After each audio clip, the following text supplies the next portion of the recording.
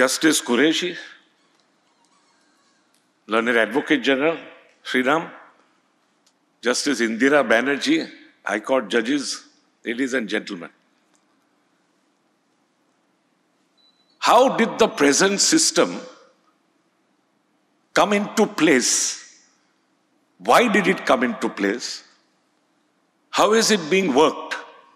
Are all questions that we ask ourselves today.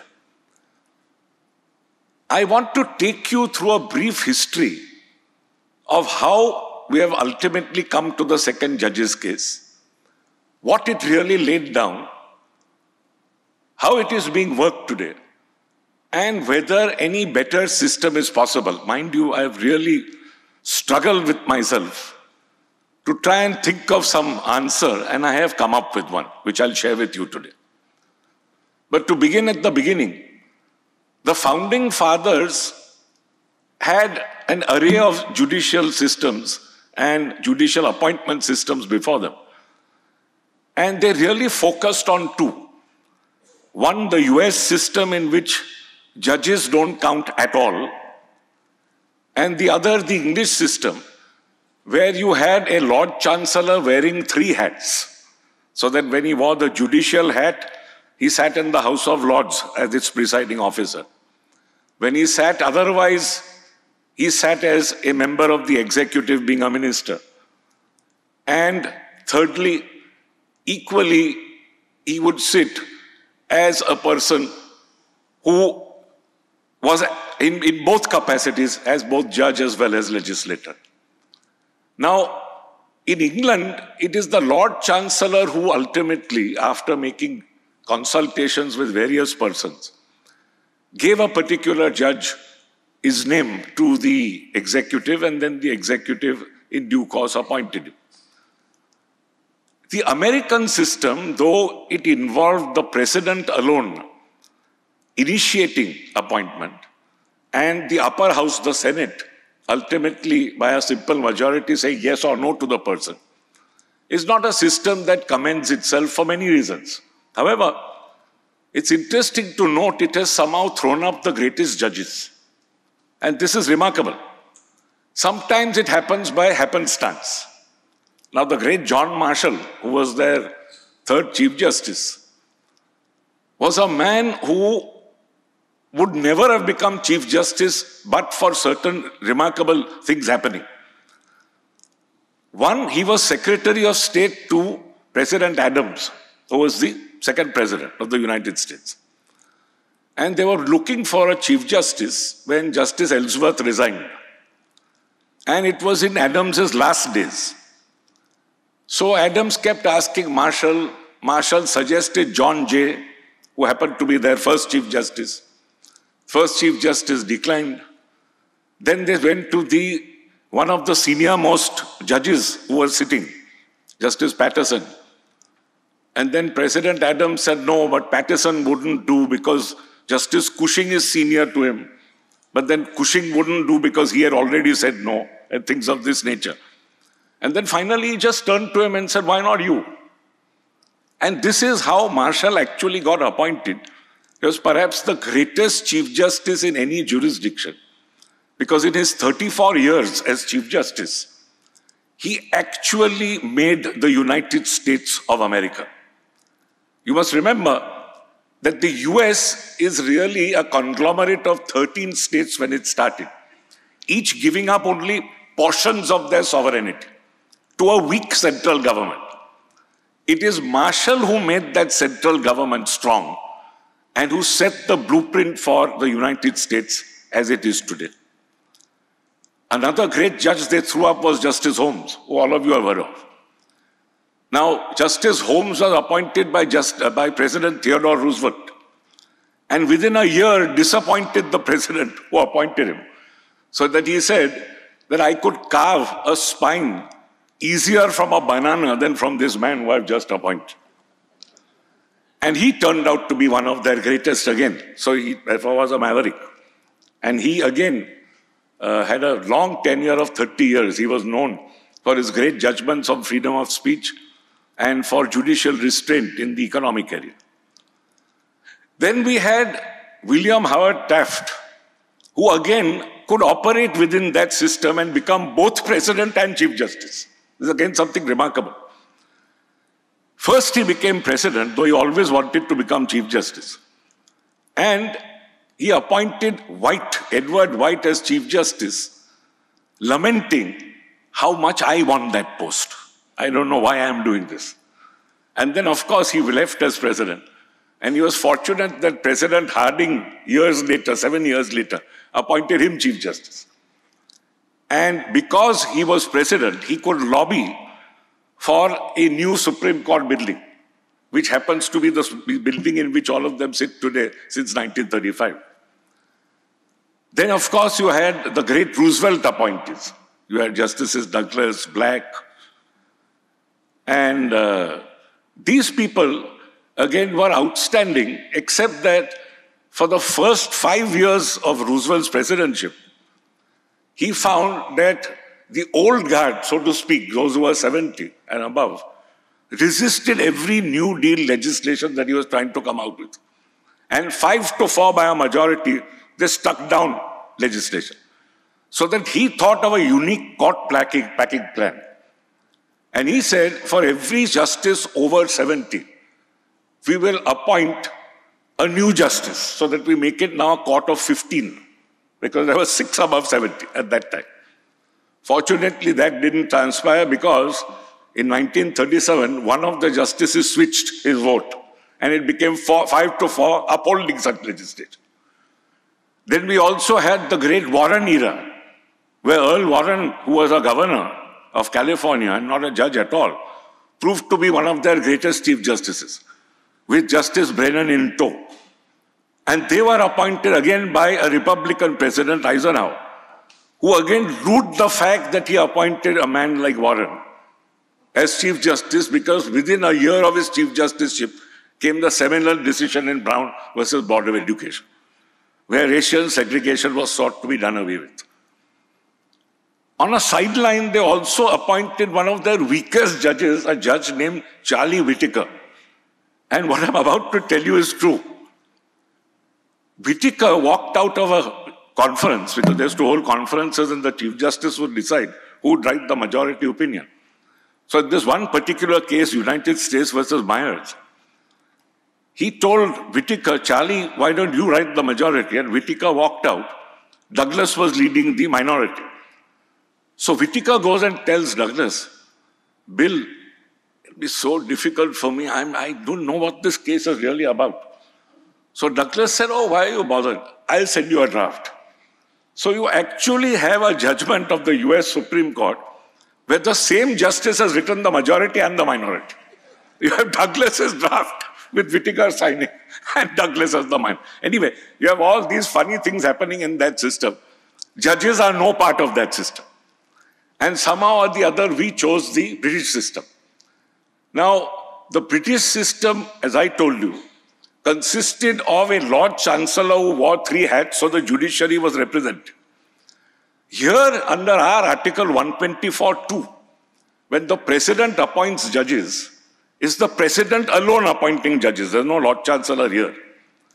Which is why you have 2 other very important provisions.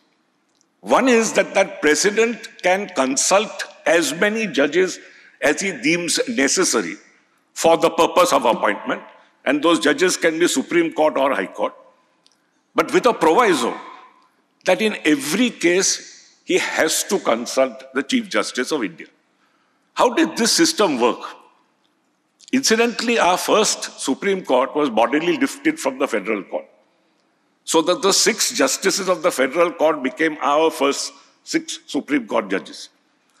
And of course, we had Justices Chandrasekhar Iyer and Justice Vivian Bose appointed to complete the number 8, which was the original number.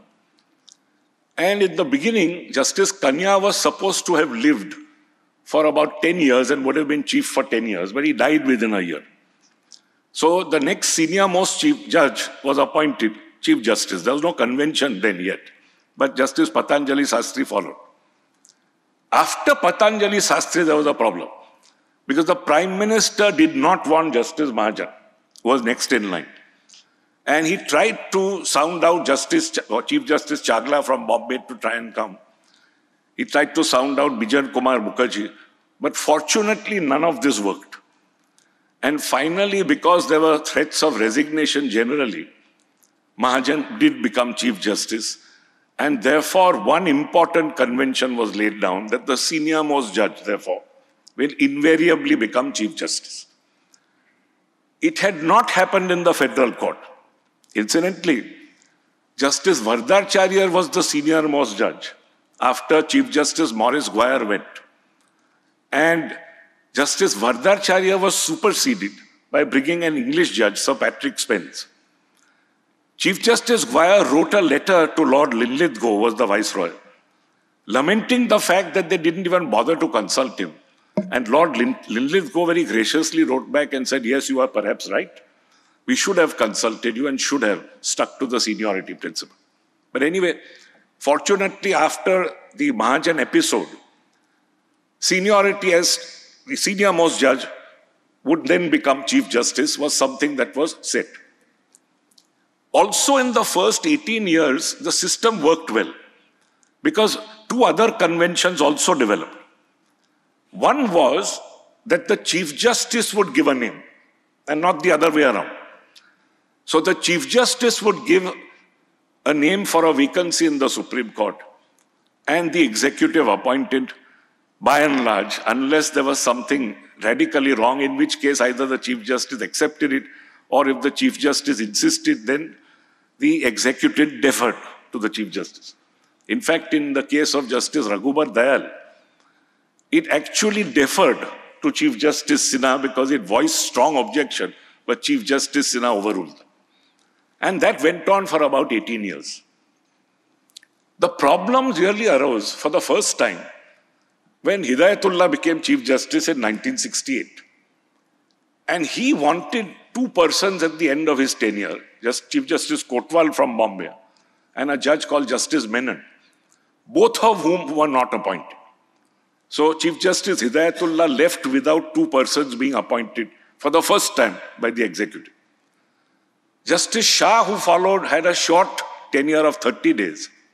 And in those 30 days, wanted Justice Bhagwati to come up at that time. And the executive said no. So already we find that there is erosion creeping in. And then finally, in Chief Justice Sikri's time, we actually had a reversal of roles because the government now started giving names. The law minister actually gave Chief Justice Sikri two names, that of Justice Chandrachud and Palekar. And the Prime Minister herself gave two names, that of Justice Dwivedi and Justice Beg. But when they gave the names of Justices Krishna Iyer and Nagendra Singh, who later became our World Court President, Justice Sikri put his foot down and they listened to Justice Sikri, at least insofar as the putting of his foot down was concerned. But the greatest threat really came after Kesavananda Bharat.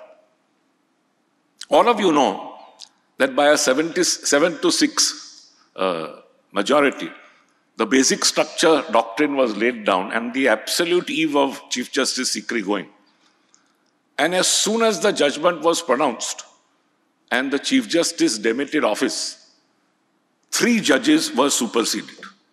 Now, this happened for the second time because the first supersession in 1965 was because Justice Imam was actually unfit. So that was a supersession which had to happen. And the next senior most judge, Justice Gajendra Gatkar, became. But this time, it was 3 senior judges who sided with a particular point of view who were superseded. And Chief Justice, the man who became Chief Justice was Justice Ray, who was constantly in the minority in a number of judgments and with the government. And as Mr. Daftari put it at that time, the schoolboy who wrote the best essay got the first prize. So that Chief Justice Ray then became.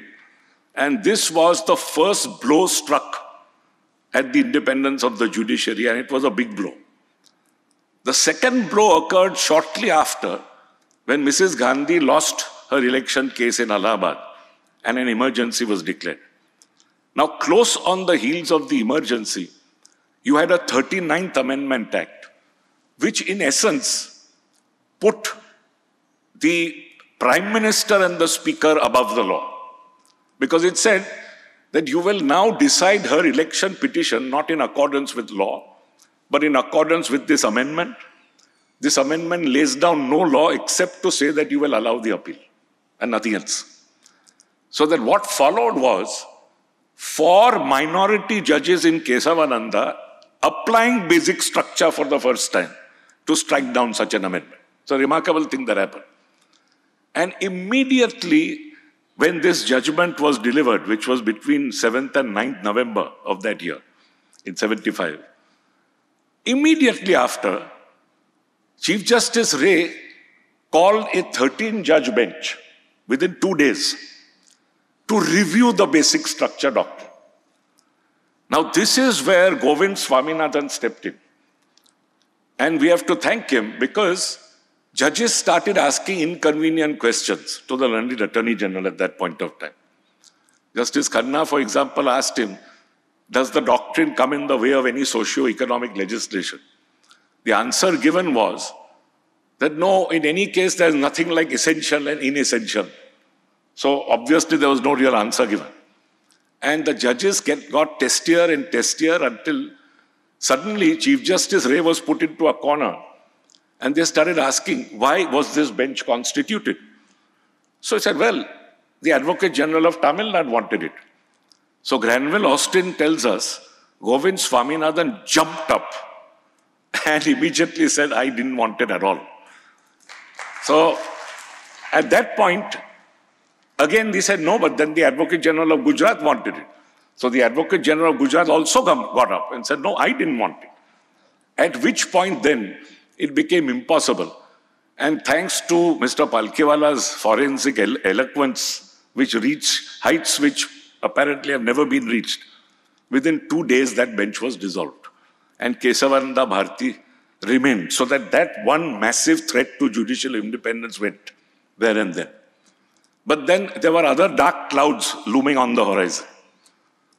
One very dark cloud was the habeas corpus case. And the habeas corpus case again was decided by a majority of 4-1, Justice Khanna dissenting. And Justice Khanna's dissent was fortunately appreciated and made the law by me sitting with 8 other judges. And that was 43 years later when we said that Justice Khanna was right and the majority were wrong. That was one of the great things that I did in my judicial career. To have righted a wrong even though it was 43 years late. And of course, the other wrong could never be righted. He was superseded because of that judgment, with Mr. Palkhiwala writing a brilliant article in which I think the last line read as follows, that to the stature of such a man, the Chief Justiceship of India can add nothing. So this was the second very, very important blow to judicial independence. A third blow was 16 judges who were courageous, like Justice Qureshi, and who were transferred as a result. And that led to the judgment in Union versus Sankal Chand Sheth, because Justice Sheth was one of those who had struck down orders under MISA, that is the Preventive Detention Act at that point of time. And again by a majority, the court ultimately held that everything was within the hands of government. The transferee judge need not be consulted before he is transferred. And consult means consult. Of course, due weight will be given, but the ultimate decision is that of the government. So that was the first blow that was really struck against judicial independence. And then after Sankal Chand Sheth judgment, our courageous Justice Khanna became chairman of the 80th Law Commission. And Justice Khanna then suggested something remarkable. He said that, look, for the first time, we should have a Chief Justice flanked by senior judges. This happened for the first time in 1979. And in his report, he said that you should be flanked by 3 senior judges when it came to Supreme Court appointments and 2 new senior judges when it came to High Court appointments. And of course, that was never followed, but that was something mooted way back in 1979. And then, of course, the stage got set for what is called the first judge's case, which is S.P. Gupta versus the Union of India, which was a 7-judge bench. And there again, important questions were asked about confirmation of persons who were additional judges and persons who got transferred. And the answers given were the same as that in Sankalchan Shet, that you don't need to consult the judge in question, that ultimately it is the government alone who decides. And above all, when it comes to High Court judges, and there are other consultees as well, such as the Chief Justice of the High Court and the Governor of the state, the Chief Justice of India has no primacy. So that therefore, the government could select whichever view it wanted or not select whichever view, so long as there was effective consultation. Now, this was the unsatisfactory state of the law. And in 1987 then, you had the D.A. Desai Law Commission and the 121st Commission report. Because in that report, for the first time, it was mooted that there be a Judicial Appointments Commission, 11 members, of which 8 were to be judicial. And the judicial members were the Chief Justice, 3 senior judges, a retired Chief Justice for the first time. This idea of a retired judge comes here. 3 Chief Justices of High Courts making up 8. And then you have the Attorney General, the Law Minister, and 1 academic. This, of course, didn't again bear fruit. And then finally you had a 2-judge bench look into the matter again in Subhash Sharma in 1990. And that bench doubted the correctness of the first judge's case, which is how a 9-judge bench got constituted. And this is how we now come to our present system. Because the 9-judge bench now held for the first time that independence of the judiciary is part of the basic structure of the Constitution. Therefore, every article that is viewed will be viewed in this light, the light of this principle. And when you view it in the light of this principle, Article 124(2) and 217 take on a completely different meaning.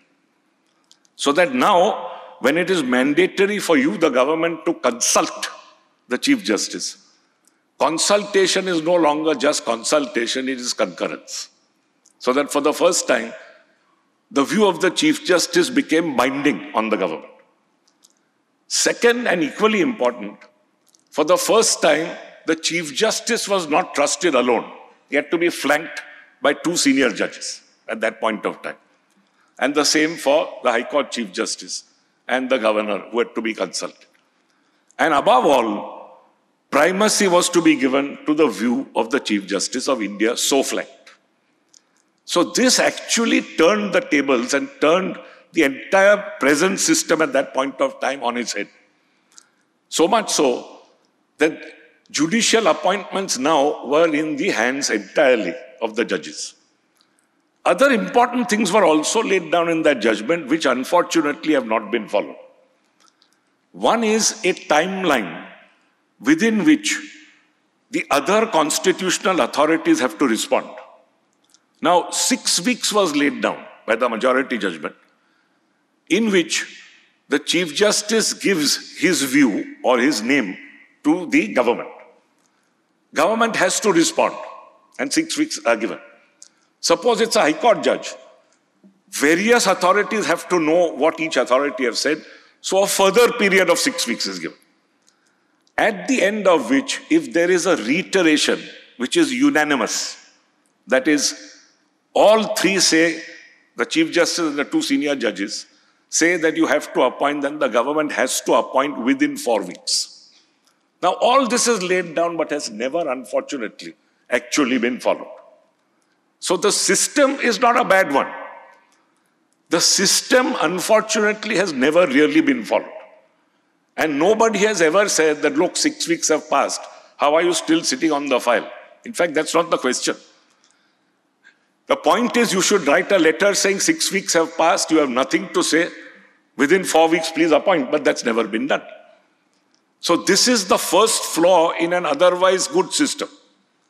And this is why we have seen this unseemly thing of the government sitting out judges who they don't like, so that a different collegium comes and then the name has to be given afresh. So the working of the system is what has led to a lot of problems. In 98, there was a special reference made and another 9-judge bench constituted. And that only tweaked this system by saying that merit is the first thing to be considered. Of course, you give some weight to seniority, you give some weight to region, but merit first. And you now broad-base the collegium into, instead of 3 in the Supreme Court, you have now 5. You have the Chief Justice and 4, and the High Court, it remains the Chief Justice and 2. But the whole unfortunate part is that, as I told you, this was not being worked as it should have been worked. And then, of course, you had various bills that were passed or sought to be passed from time to time. You had a bill in 1990 which had a particular system where only judges were involved. And at the High Court level, the governor also came in. You had, in 2003, a bill which lapsed, which sought to make the Venkatachalaya model the model of a judicial appointments commission, which was essentially that you have a Chief Justice of the Supreme Court, 2 senior judges, and then you have the law minister and 1 eminent person who is selected from a panel. That also lapsed. 2013, then you had one other bill where you had an equal representation in a judicial appointments commission to be laid down by an act of parliament. That also lapsed. Until finally we now come to the 99th Amendment. And that amendment, we are told, was passed unanimously with just 1 member of the Rajya Sabha dissenting, Mr. Ram Jethmalani. Otherwise, it was passed unanimously. And that amendment said that you will have the Chief Justice, 2 senior judges, and you'll then have the law minister and 2 eminent persons to be selected from a panel which consisted of the Prime Minister, Chief Justice, Leader of the Opposition. That, as you know, then got struck down by a 4-1 judgment in 2016. And today, this is where we stand. Now, the misfortune of this system is, 1, it has not operated according to its timelines. 2, it has not somehow thrown up the best. We still have persons like Justice Qureshi and many others who have somehow not reached us. Because, essentially, they have been found to be as meritorious as you can be. If you are too meritorious, apparently, you are out of the zone of consideration. And that merit consists of being fearless and really independent. So the moment you are really fearless and really independent, out you go. This is the unfortunate part of a system which is meant to protect us. So, what other system could be better? I agree with Justice Qureshi that this is like democracy, a system with huge flaws. We can perhaps better it, make it more transparent, etc. Certainly better than the executive appointing.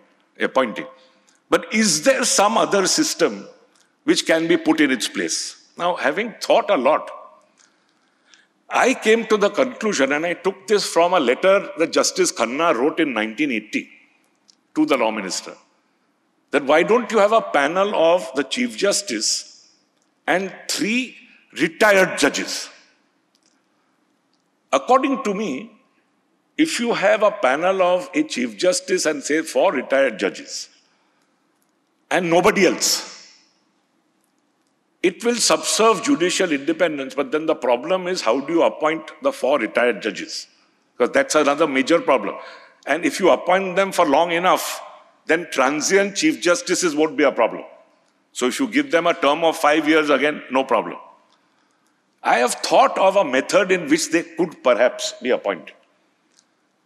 You could first have names given by practicing members of High Court bars and the Supreme Court bar. Now, practicing member would be a person who would, you can define it, would have at least 100 filings, 150 filings, 200 filings in that particular court. together with arguing cases of the same number. Now, if you have these people who are to select, say, one or two judges who they are told they must select because they must only look at constitutional values being protected and nothing else, you would then get about 22 names or 44 names from the High Courts. Likewise, you could get a panel of 20 names from the Supreme Court.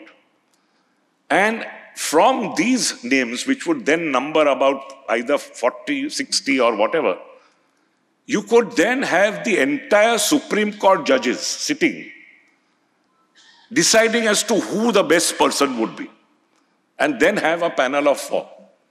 So that if the entire Supreme Court, today we have 34 judges, you keep the Chief Justice apart because he is going to be part of the panel. So you have among 33, each one voting for the person he thinks is best.